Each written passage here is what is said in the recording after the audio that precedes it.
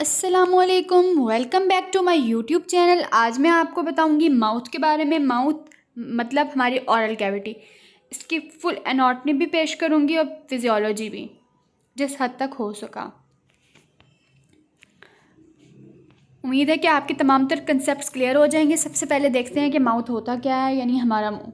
मुंह हमारा एक ऐसा ऑर्गन है जिसमें फूड जाती है हमारे लुआब के साथ, यानी हमारे सलाइवा के साथ, थूक के साथ मिक्स होती है, छोटे छोटे पीसेस में कन्वर्ट हो जाती है और उसमें डाइजेशन भी स्टार्ट हो जाती है। और इस मिक्स फूड के सलाइवा के साथ मिक्स होने के प्रोसेस को मैस्टिकेशन भी कहा जाता है। इसमें हमारे होंठ, हमारी गालें, हमारा तालू, हमारी ज़बान, ये सब कुछ शामिल होते हैं। और इस सारों को एक मस्कुलर वॉल ने कवर किया होता है, जिसको हम ऑरल कैविटी कहते हैं।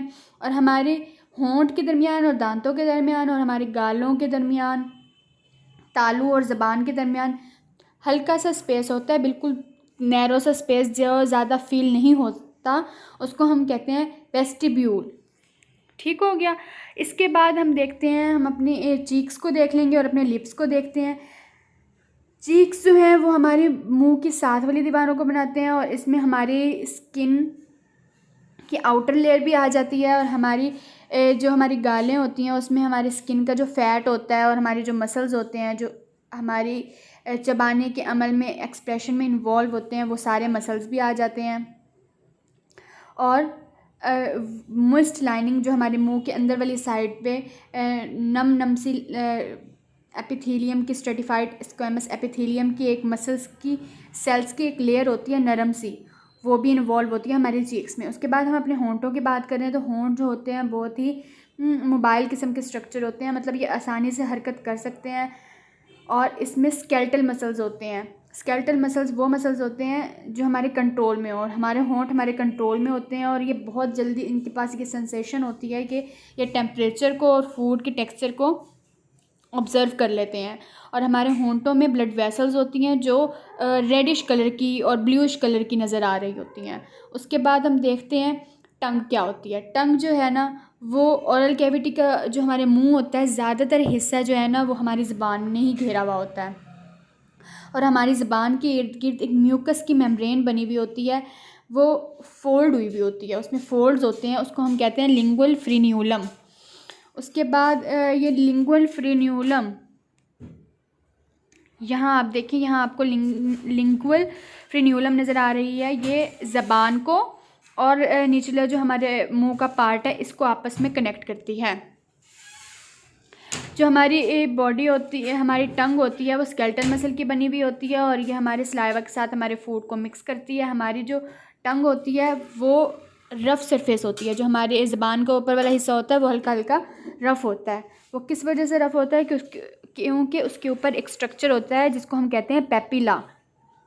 इस पेपिला का क्या फ़ायदा होता है कि ये ना हमारे फूड के साथ हल्की सी फ्रिक्शन पैदा करती है, रगड़ पैदा करती है, जिसकी वजह से ये नहीं होता कि ख़ुराक जो है वो फिसलती हुई गले में चली जाए, बल्कि इतनी फ्रिक्शन हो जाती है कि उसको डाइजेशन का, चबाने का टाइम मिल जाता है और वो ज़्यादा स्लिप नहीं करती। और फ्रिक्शन की वजह से आराम से फूड को ना हैंडल करना आसान हो जाता है। और इसी पेपिला के ऊपर ही टेस्ट बर्ड्स होते हैं, जिसकी वजह से हमें ख़ुराक का समझ आता है कि ख़ुराक का जायका क्या है। और जो हमारी रूट होती है टंग की, मतलब पिछले वाला हिस्सा जो होता है, वो हमारी हाईऑइड बोन के साथ कनेक्टेड होता है। और इसमें एक मैस होता है गोल सा, जिसको हम कहते हैं लिंगुअल टॉन्सिल्स।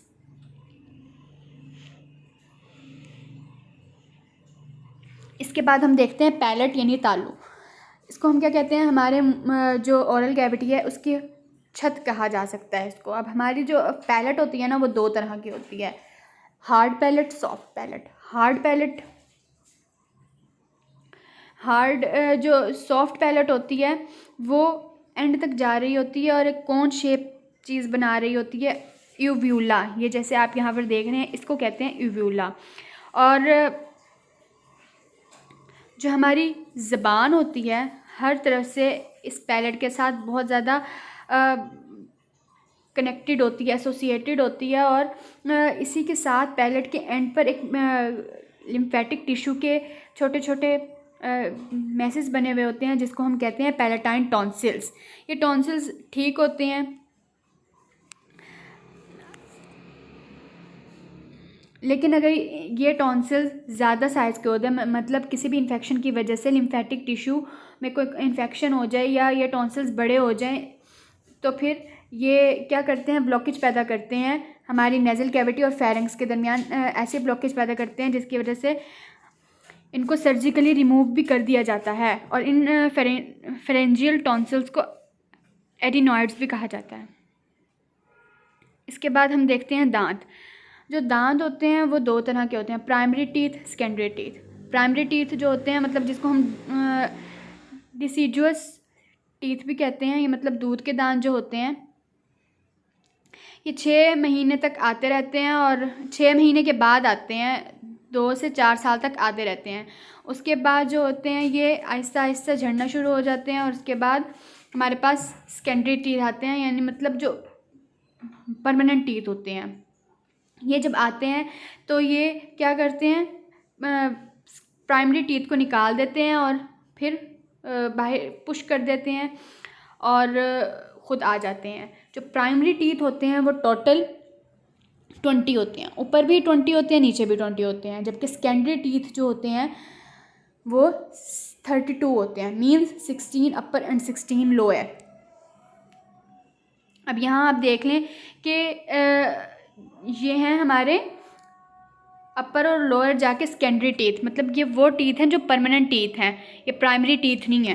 अब परमानेंट टीथ में क्या होता है, अपर में इंसाइजर्स वो टीथ होते हैं सामने वाले जो दांत होते हैं, जैसे ये आपको नज़र आ रहे हैं। इनका क्या मकसद होता है, ये मतलब हम किसी चीज़ को हमने बाइट करना हो, जैसे हम एप्पल खाते हैं या कोई भी चीज़ खाते हैं, जब हमने किसी चीज़ को बाइट लेनी हो तो हम ये वाले दांत जो होते हैं इस्तेमाल करते हैं। उसके बाद कैनाइन, ये कैनाइन टीथ, इनको कस्पिड भी कहते हैं। ये नोकीले दांत, जो हमारे ऊपर और नीचे के नोकीले दांत होते हैं, उनको हम कहते हैं कैनाइन। उसके बाद प्री मोलर्स जो होती हैं वो दाढ़ें होती हैं पूरी, लेकिन प्री मोलर्स वो होते हैं जो दाढ़ों से पहले आती हैं। और ये प्री मोलर्स की ये पहचान होती है कि ये पूरी दाढ़ नहीं होती बल्कि आधी होती है, पूरी नहीं होती, तो ये प्री मोलर्स होते हैं। और कैनाइन से अगले दांत जो होते हैं वो प्री मोलर्स होते हैं और उनके आगे मोलर्स होते हैं। अब हम टूथ के पार्ट की बात करें तो हर टीथ के ना 2 पार्ट होते हैं, एक क्राउन और एक रूट।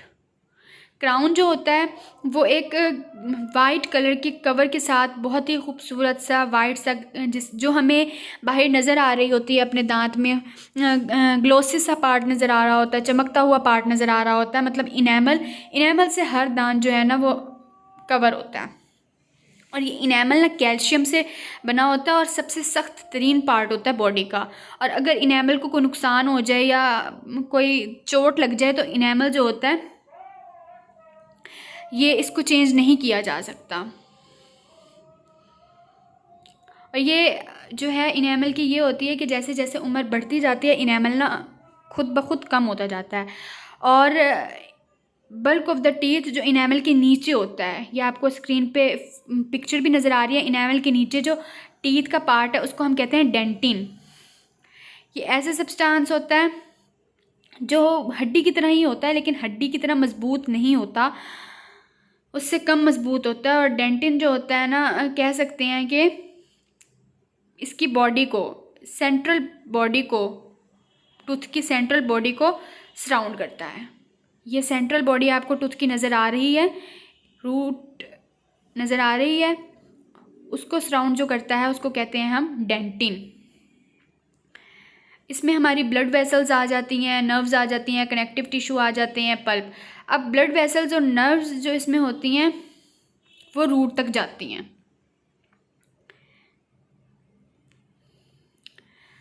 अब इसमें मैंने आपके साथ हर बात शेयर कर दी, इनेमल बता दिया, डेंटिन बता दिया, ये बता दिया कि ये इसकी कैविटी होती है, इसमें नर्व्स होती हैं। इसके बाद आपको क्राउन बता दिया, एल्व्यूलर प्रोसेस से रूट कैनल, प्रीडोंटल लिगामेंट, और ये आपको सीमेंटिन क्या होता है, सीमेंटिन क्या नज़र आ रहा है आपको यहाँ पर, सीमेंटिन ये बेसिकली बोन लाइक मटेरियल होता है। हड्डी की तरह होता है, पतली सी हड्डी की तरह की लेयर होती है। जो लिगामेंट्स का आपको मैंने पता है आपको लिगामेंट्स क्या होते हैं, जो हड्डी को हड्डी से जोड़ते हैं। तो दांतों को दांतों को जो है जो जोड़ता है, इसको हमने सीमेंटिन को जोड़ता है दांत से बाकी की बॉडी से। तो ये लिगामेंट जो होता है इसको कहते हैं पेरिडोंटल लिगामेंट। इस लिगामेंट में ब्लड वेसल्स होती हैं, नर्व्स होती हैं और कोलेजिनस फाइबर्स होते हैं जो इसमें से पास होती हैं, और alveolar process and the bone of the alveolar process firming attached the tooth to the jaw. ठीक है, अब हम देखते हैं प्राइमरी और सेकेंडरी टीथ। प्राइमरी टीथ और सेकेंडरी टीथ।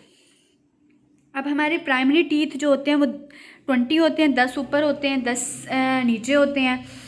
ठीक है, अब प्राइमरी टीथ जो हैं इंसाइजर्स प्राइमरी बिफोर होते हैं, secondary before. Lateral primary before होते हैं, सेकेंडरी बिफोर होते हैं। कैनाइन प्राइमरी बिफोर होते हैं, सेकेंडरी बिफोर होते हैं। प्रीमोलर जो होते हैं वो प्रीमोलर फर्स्ट और प्रीमोलर सेकंड, ये जो होते हैं ये प्राइमरी में नहीं होते प्रीमोलर्स। ठीक है, तो दाढ़ें होती हैं ना वो होती हैं, लेकिन प्राइमरी में प्रीमोलर्स नहीं होते, प्रीमोलर्स एब्सेंट होते हैं। और मोलर में जो होते हैं थर्ड मोलर्स, मतलब जिन्हें अक्ल की दाढ़ भी कहा जाता है, प्राइमरी टीथ में मतलब जो दूध के दांत होते हैं उसमें अक्ल की दाढ़ नहीं होती, तो वो एब्सेंट होते हैं, मतलब थर्ड मोलर्स जो हैं वो एब्सेंट होते हैं। तो इसी तरह जो प्राइमरी टीथ बनते हैं वो 20 बन गए और जो सेकेंडरी टीथ हो जाते हैं वो 32। यही थी मेरी आज की video. Thank you for watching the video. Please subscribe my YouTube channel to get more videos. Also support me by subscribing my YouTube channel.